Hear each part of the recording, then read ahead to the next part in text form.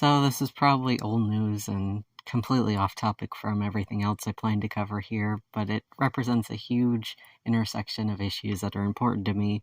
So for my own benefit, I'm going to dissect it, the litter boxes and school toilet issue. At this point, I'm sure by some means or another you've seen this Joe Rogan clip. Ready for this? My friend, his wife, is a school teacher.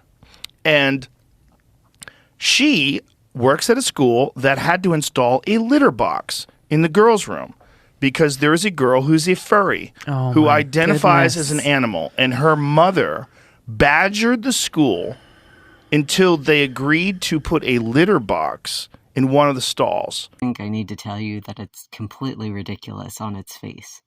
Reuters has fact-checked this as false, Associated Press, NBC, The Guardian, New York Times, Esquire, both sides of the aisle, sources big and small, they can all say every time this is called into a random school, the staff comes together and shows that it just isn't happening. A few months ago, Joe Rogan himself admitted it was completely made up. I don't think they actually did it. I think there was discussions about doing it because there was one particularly wacky mother, but it doesn't seem that there's any proof that they put a litter box in there. And I want you to realize in that clip, he doesn't name the friend or the school. He made this as purposely vague as possible to invite harassment, to cause outrage. It's completely manufactured for the purpose of getting engagement and radicalizing more people. Alright, so there's no litter boxes in schools, it's over, it's not an issue. But there is an issue in two major areas of information. So for one, there really is no label in which identifies as a cat applies as a correct descriptor. But what they're getting at is certainly not a furry, which is the term he uses here. The term furry, as relating to fans of anthropomorphic animals, ties back to 1980 sci-fi conventions during a panel on Stephen Galacki's Albedo Anthropomorphics. That's where the naming convention comes from. Just like a Trekkie is a fan of Star Trek, a furry is a fan of characters of the furry, fluffy, and fuzzy varieties. Being a furry is a hobby and involves things like art, writing, costume design, and music production, and it's inspired by anthro-animal characters, both in works of fiction and created by individuals, what you would call a fursona, as well as attending conventions of like-minded people. People don't necessarily identify as the animal that is their fursona. In fact, early on, a lot of fursonas gravitated towards darker, natural-colored canines because of the availability of materials like fake fur to design costumes of these characters. Seeing as being a furry is a hobby, being a furry isn't really an identity, more of a description of what someone does, just like a gamer or an author or a birdwatcher. Although some may identify in these communities and emphasize their connection with this subculture when describing themselves, which is also totally cool. Equally important, being a furry, again, being a hobby or being part of a fan community is completely voluntary. What is involuntary is the label that more closely aligns with the description of identifies as a cat, which would be otherkin or therian. Now, since being otherkin or therian is a very subjective and internal experience, there isn't really one solid definition I can provide that will fit everyone. But here's a broad definition. And yes, before I get much further, I acknowledge that some otherkin are furries and vice versa. There is an overlap in the communities because they enjoy some of the same accessories that bring out non-human features. But there's two circles with slight overlap and not interchangeable terms. Simply put, otherkin is the umbrella term for people who believe, for any host or combination of psychological and spiritual reasons, that on all levels except physical, they are partially or wholly non-human, including animals, plants, mythological beings, concepts, basically anything except elves, as that is what the distinction was created for, other than elf. The daughters of the Elf Queen and some other Tolkien-esque elves created a mailing list around the early 70s and really laid the foundation for this community of people. Therians specifically are otherkin that believe they are animals. Alright, so there are two key parts of that definition that are important. First off, realize that I said on all levels except physical. Yes, it's the Naya the wolf girl meme, but it's also important. Otherkin and Therians aren't experiencing a delusion. they realize that regardless of how they feel, they aren't actually a non-human entity. So, for instance, this girl mentioned in the Joe Rogan story was a cat therian. She wouldn't think she needs to use a litter box because of that.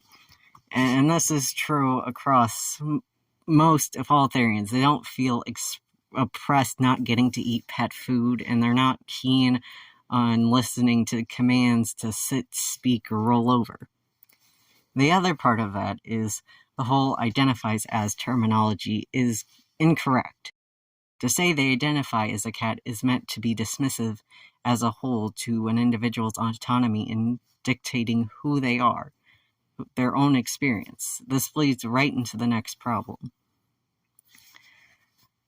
I believe I was around 14 when I first heard that, yeah, well, I identify as an attack helicopter and my pronouns are brr/bzz, and I haven't stopped hearing it since. Joe Rogan can play dumb all he wants to what he's doing here, but it doesn't diminish the fact this is deliberately adding fuel to the fire of increasing anti-trans legislation and policy, especially anti-trans legislation and policy that's impacting what ways children are allowed to socially transition, if at all, as well as to what public bathrooms people who do not fit the highest standard of typical gender performance get to use.